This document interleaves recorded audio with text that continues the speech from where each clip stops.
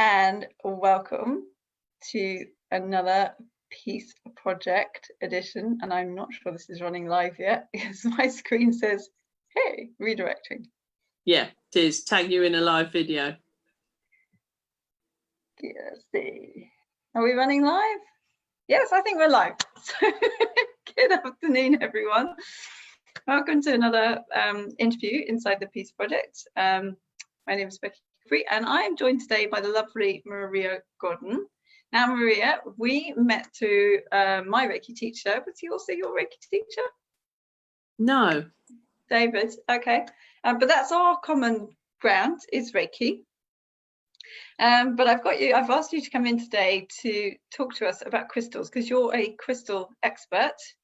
And actually crystals, I've had a crystal healing session from you. It was amazing. And I thought, what a cool thing to get someone inside the Peace Project to come and talk about, like, why crystals, why you'd be interested in them, what their value and what their use is. And then I think you're going to share with us some of your favorites that you think would be suitable to help and support people at this time. So, but first of all, let's get to know you and why you're like an authority on this subject. So how are you qualified, I suppose, to talk about crystals? Okay, so some time ago now, I did a 2-year crystal therapy course, which I've thoroughly enjoyed, and I've carried on working with crystals from then on. I've always been interested in crystals anyway, and it was just sort of like another bits and pieces that I really felt I wanted to do. So that's kind of it, really. And you're like me, you're a Capricorn, aren't you? Which is an earth sign. And I love crystals. I think they're in every single room in my house. So I haven't quite gone down to the depths that you have and studied it, because it was a 2-year course, is that correct? 2 years, yeah. Yeah. So I mean, there's obviously you've done some pretty in-depth study. But I love them. They speak to me. Yeah, like I say, I've got them in everywhere. I take them to bed with me. My husband talks about the rocks in the bed. But yeah. How did you get into crystals? What is it that drew you to them? Well, first of all, I started off with Reiki. What happened with me was I've got a good friend. Well, she's a good friend now, but she was a therapist for me. She's an aromatherapist. She also does Reiki and other bits and pieces. And she got me interested in Reiki, and one thing led to another. And she said to me, oh, I'm doing a crystal course, a 2-year one. Why don't you have a go? And I ummed and erred about it. And eventually I said, go on then, let's do it. So that's where it's come from. So, yeah. You, for me, I've known you a few years now. You're what I would consider an archetypal healer.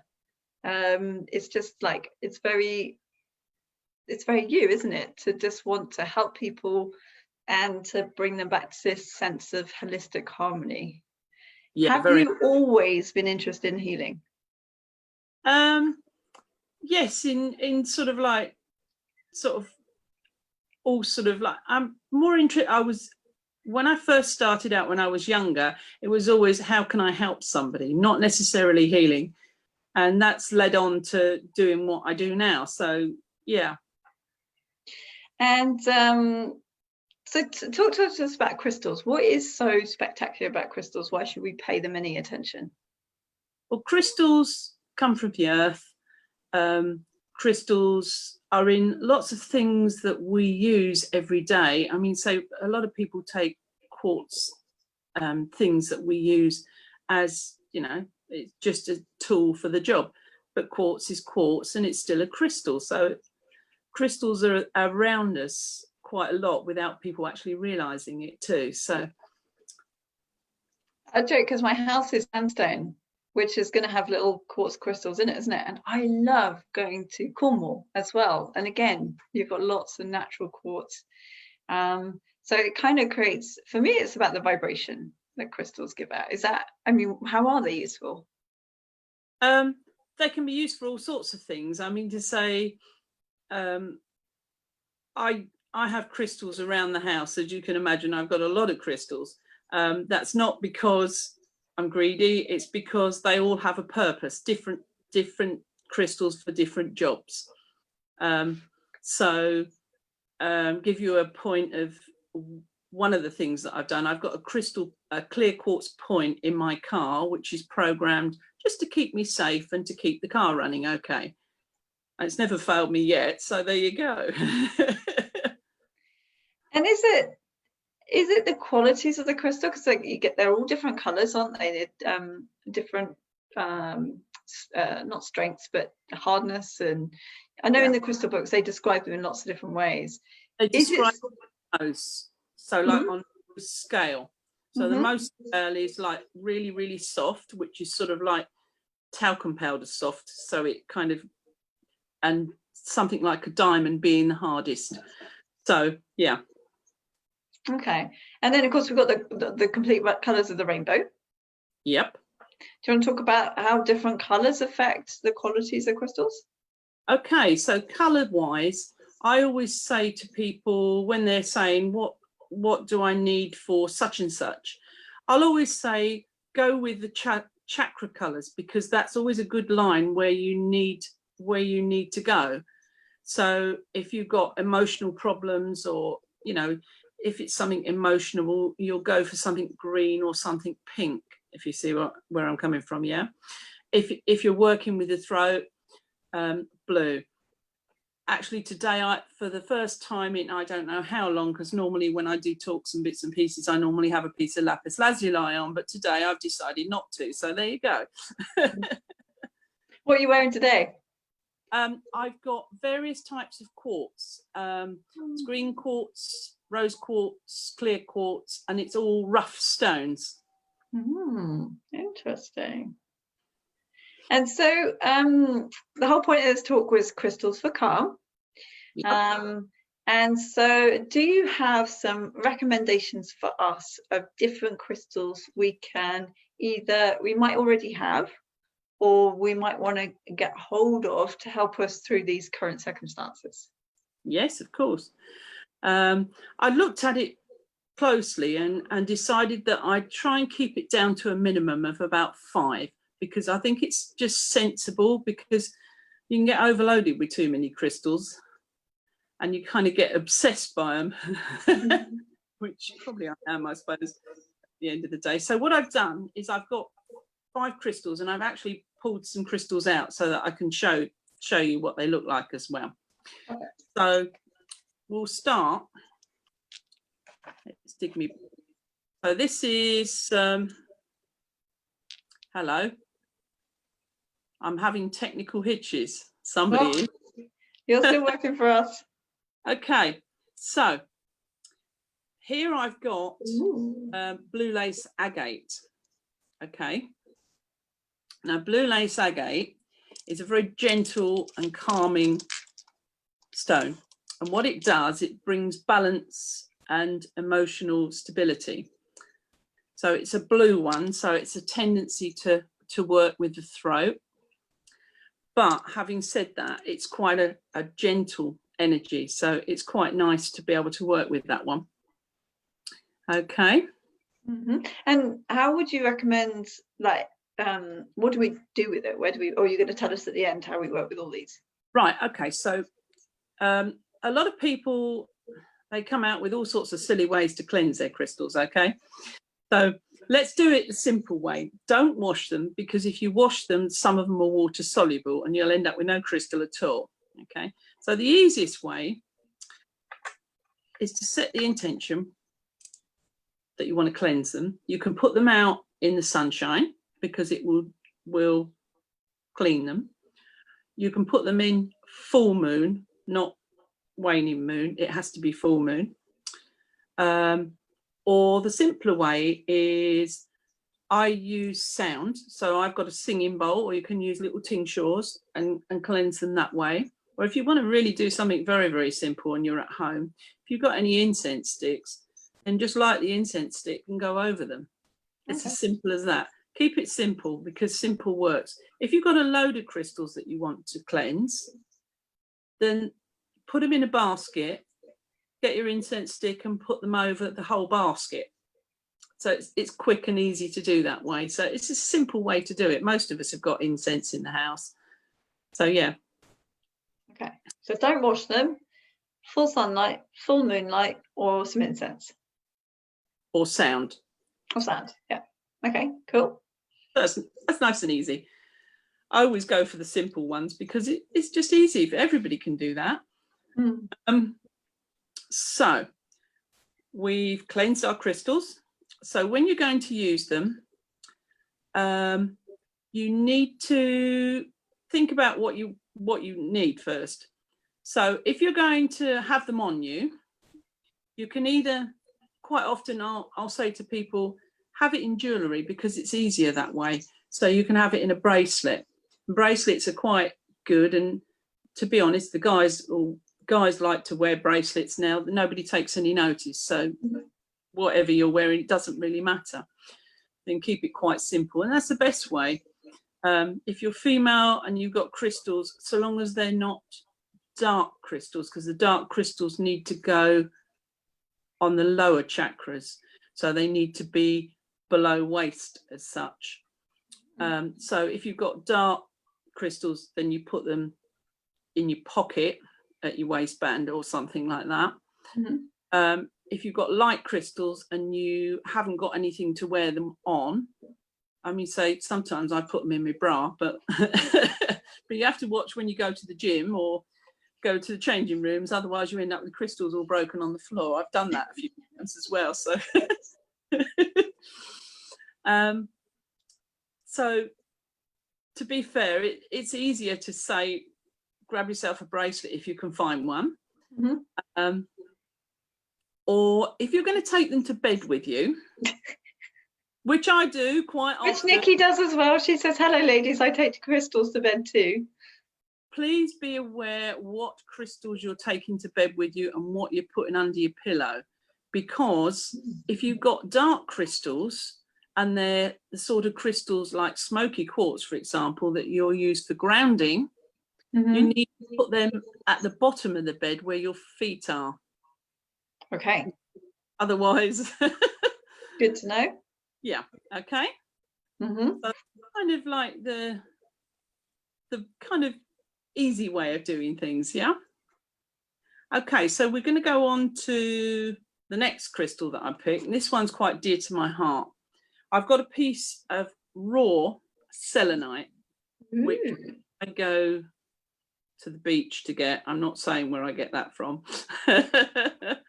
When we get out of this, I'm going to the beach. Okay. Sometimes selenite looks like this, which is what they call satin spar. So there's a couple of types of selenite. Now selenite is very calming and stabilizing, but it also brings about inner peace. And if you live in a lot in your head, it helps to sort of like get it together a little bit better, to be honest. Otherwise you're sort of like, whoa, you know. Okay, good. That's a useful one for right now. I think that's relevant to a lot of people. Now the selenite I have used for quite a long time, but the selenite, I had someone that got a little one that was having nightmares. And so what we did, I gave them 4 pieces of selenite and they gridded out underneath the bed. Okay, so I want to stop you there. What do you mean by a grid? Okay, so I had 4 pieces of selenite under the bed, 1 on each corner. Okay, so that's a grid. Okay. So anytime you put crystals in like some kind of patterned configuration, is that a grid? Yes, it can be, yeah. Okay, and what does that do? Like kind of has a combined effect? And yeah, that's right.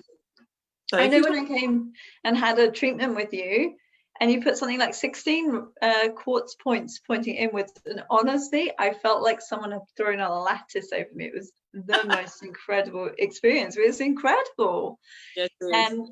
And even though I love all this kind of stuff, I am actually also really skeptical, and that kind of blew my mind that I experienced that. And because I didn't know what you were doing, I had my eyes shut. I had no idea until afterwards, and you said, yeah, this is what I did. I put these 16 quartz points pointing inwards at you. So I was like, whew, yeah.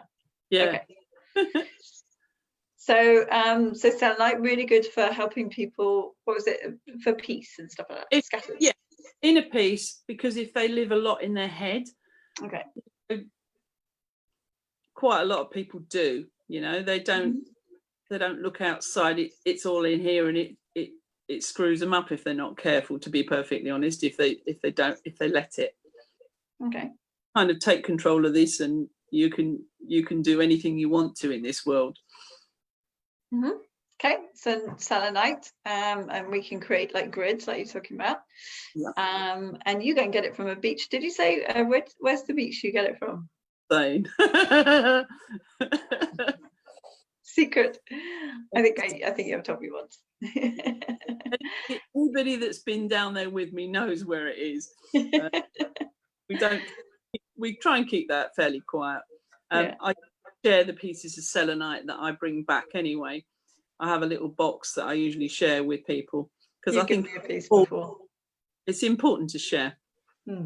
Absolutely. And what's amazing is, if I hadn't known it was selenite when you gave it to me, I would have just thought it was a rough bit of stone. Yeah, because it does look, because it's in London clay. That's the reason why.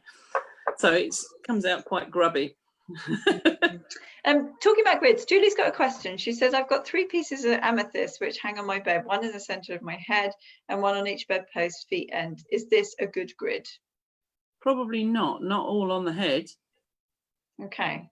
Probably better to triangulate it. So one at the top. What she's saying, one in the center at my head and one on each bedpost at the feet. Ah, right. Okay. And, yeah. Yeah, that's so fine. she's triangle. Yeah. Okay. So that is, yeah. Okay. Yeah. I'm curious, is amethyst in one of the 5 you're going to share? No, actually. Oh, so I've been playing with a bit of amethyst lately. So, all right. So what's on number 3? Okay, number 3. The ultimate favourite. Yeah, it's had to be in there somewhere, didn't it? The reason being for rose quartz, it's calming, but it helps in a crisis with stress, tension. So it's a bit like a bubble bath for your emotions. Rose quartz being pink, it is a stone of the heart. It's always a stone of the emotions. So it's rather soothing and calming to the emotions, and it's really, really good stone in a crisis as well. Brilliant. I give my Reiki students a little rose quartz heart at the end of their level 1. If anyone's was thinking of learning Reiki with me, I've just blown that surprise.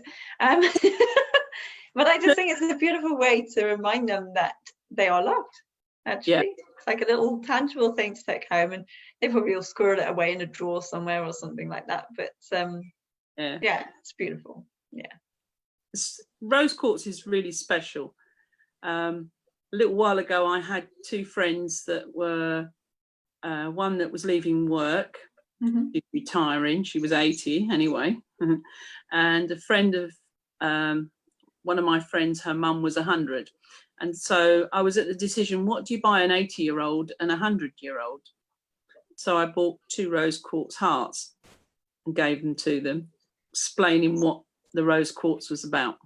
And I've got a beautiful rose quartz candle holder for the little tea lights, because you can get those, can't you? They're quite easy to get hold of, which I just think is lovely, especially like the combination of the candle, because I was taught, I think David taught me this actually, that when you light a candle, you invite in an angel or something like that. So I love that idea that you team that with a bit of rose quartz. With rose quartz, because rose quartz is all about the emotions. So yeah, that's beautiful. Yeah, cool. What's next?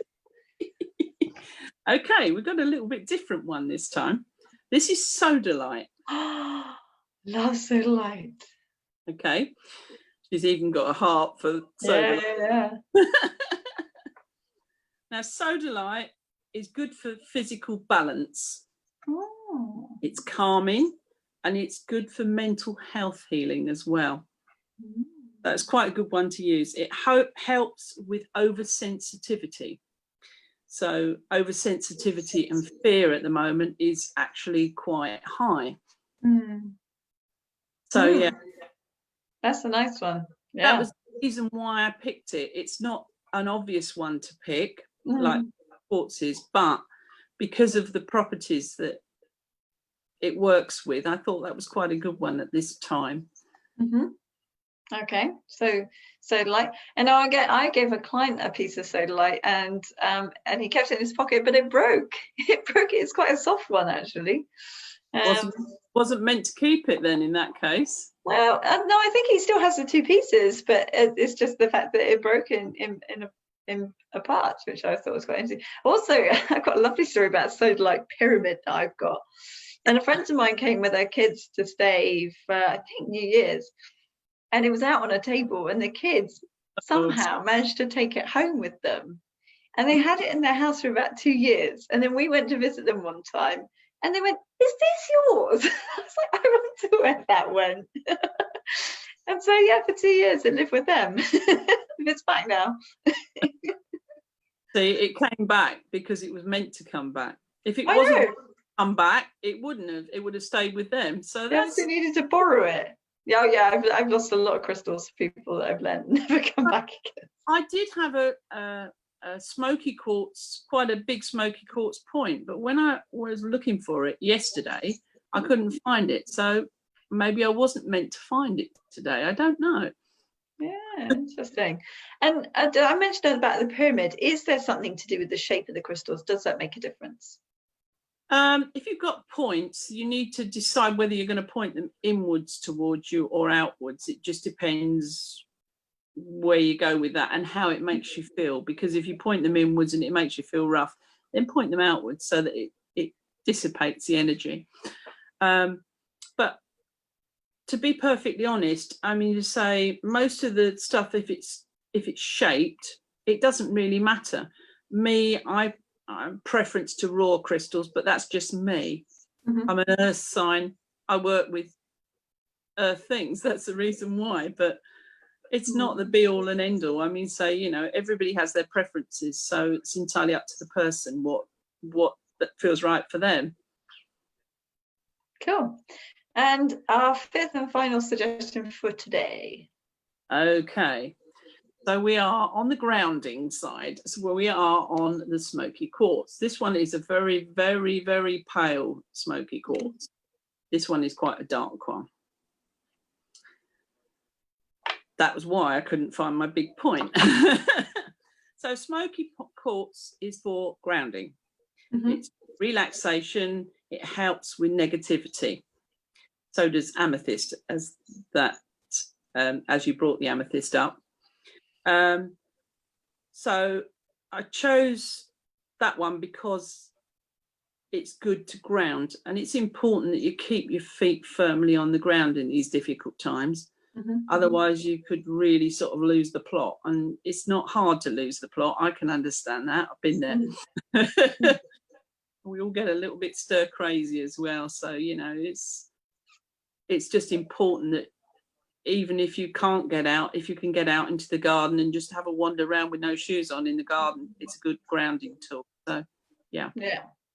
So this one, if you're working with it, you want to put it in the bottom half of your body. Is that what you're saying? So in a pocket, if you've got the bed, a bracelet, put it around your wrist, because your wrist is usually at the bottom end. If you've got pockets, like trouser pockets, it's a good place to put them. Okay. And or the foot of the bed, if we're going to have it in. You get at the foot of the bed, because it's a grounding one. You don't really want to. Now, is there any value? You've talked about grids a little bit. Is there value to having more crystals or less crystals? I know there's no difference in having a big or small crystal. That makes no difference. No, it doesn't say that. No, the energy is the same regardless of size, to be perfectly honest. A lot of people will turn around and say, well, I've got a big crystal. So what? It's just doing its purpose, what it's meant to do. So at the end of the day, whether it's big or small, it can still pack quite a punch. Awesome. Yeah. No. with the crystal points. There are 4 crystal points. They're no more than about 2 inches long. Okay. I've got a question from Nikki. She says, I have Cariac stone. It's like paving stones around my garden in Turkey. It's very traditional stone work inside the Kariak on a few steps. There are beautiful yellow crystals throughout, Maria. Do you know what type of crystal this is? That's a tough one. Oh, I haven't got a clue. I'll have to go away and have a look at that one. How did She's in Turkey, so obviously Kariak. Yeah, we'll see it in the comments. You can go and have a Google, and when you come back, I'll have a look and I'll explore it. Might take me a little while to get back to her on that one. So obviously, when we all get the opportunity to actually leave our houses again and go into shops, when it comes to selecting crystals for sort of day-to-day life, I've always gone with what I'm drawn with. Would you agree with that? Couldn't agree more. Your internal structure will know exactly what you need, whether you know it or not. Mm-hmm. I have an incredible story about, I was helping someone at a crystal fair and I was working on the stand, and all day this little half white quartz and half brown agate crystal heart was like calling to me for the entire day, and I was just like, oh. And I left the stand at the end of the day and I literally had to backtrack, go back and buy the damn thing. And take it home with me, and I was like, I've no idea why I've got this. And I get home and it's in my pocket. I'd completely forgotten about it, and I get home and I just pop round and go see the horses, and my pocket starts burning. And I bring out this crystal and I realize it wasn't for me, it was for my horse. It was for Murphy, my horse at the time. And we'd recently had the bereavement of a bay mare, so a brown horse, called Olive, and I realized that the crystal was for him. It was half white and half brown, which was represented their partnership. So that lived in his night pen for a few years, and then he eventually passed away as well. And so I wore it, I think probably in my bra, down the aisle when I got married, which is 4 years ago tomorrow. But actually by the end of the day, I'd lost it. So I was like, oh, well, that's kind of sad, but you know, these things happen for a reason. And then actually a couple of days later, I was walking back where we'd been sort of standing before we walked down the aisle, and I found it again. It dropped. Yeah, it dropped out. So actually I planted it when we got married. We planted an oak tree as part of our wedding ceremony. So this isn't our legal wedding, this is just something we did for ourselves. And so I put the crystal underneath the tree. And I just think that they can capture our imagination, can't they, crystals? They can give us a solace, support, they're a point of focus. Comfort when you need it. Yeah. Very much. If I'm having a rough time, then I'll take probably something like rose quartz to bed with me, put it under my pillow. Yeah. I love that idea too. So, and one way I suppose you could work with them that we have mentioned is meditating with them. Yep. So I have now quite a collection of stones all over the house, so I could sit down and just hold one and just let that properties infuse me. Work with it and see what it feels like. Yeah, and take the quality from that. And then I've created little like grids, manifestation grids and that. And then the other thing I heard is you can put the name of someone underneath a stone or something like that if you want them to experience. Is that correct? You can do that? I've never heard of it. No. But it's a bit like I've been taught to do a Reiki crystal healing grid with quartz points. So do I, yeah. And I've got I've got the points pointing inwards, and then a clear quartz in the middle with some names underneath of anyone that I want to send the healing to. So I just now randomly do that. If I need to send healing to a particular person or animal, I will write their name on a piece of paper and put it under the crystal as well. Or world at this time as well. There's a lot of change going on at the moment. Yeah, that's true. Yeah, we could do that. So we come to the end of this time, but if anyone has got any quick questions, whilst I've got Maria here, then type them up now, and we'll do our best to answer them. Whilst anyone's typing in potential questions, tell me a little bit, about, because I've obviously had a crystal healing treatment from you, but how did they work? What's that going on when you're doing one of those? Right. So when somebody comes to me and they want a crystal treatment, Mm-hmm. we'll sit down and we'll have a consultation and we'll discuss what's going on in their life. Because if you don't sit down and discuss what's going on, you can't really ascertain what sort of grid. Intuitively, you sometimes know. I have a little box that I've got that's got all the different crystal grids that I do, and it's little pieces of paper. And what I quite often do is, before the person arrives, if it's somebody that I know, I'll dowse for it. So I'll get my pendulum out and we'll find out what I need to use. And sometimes, not always, most of the time it's right, but occasionally it's not. So you sit down with the person and you talk.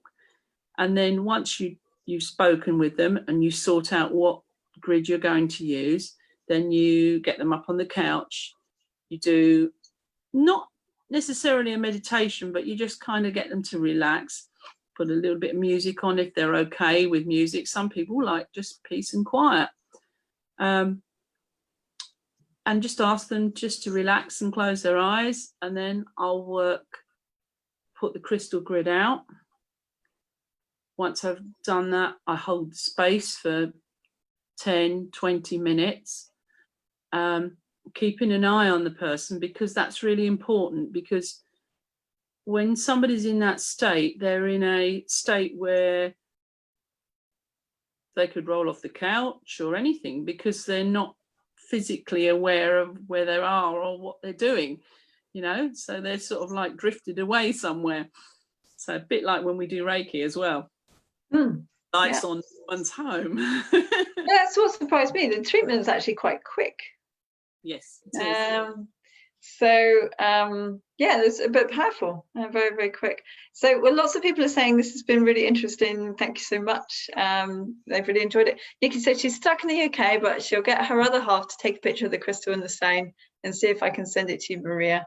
And what do you think? Many thanks. So I'm sure you'll be happy to. So it was what was the first one? Blue Lace Agate. Yep. Selenite. Rose quartz, sodalite, and smoky quartz. That were the 5. And actually, it might be good if we type that up in the comments underneath, so that people that are visual learners can read it as well. Thank you so much for your time, Maria. This has been really great. Lovely to connect, and I feel reinvigorated and re-enthused about crystals. And I might go and have a play with some tonight. All right, stay on the line. I'll just end the call for now. So bye everyone, and we'll see you all again soon.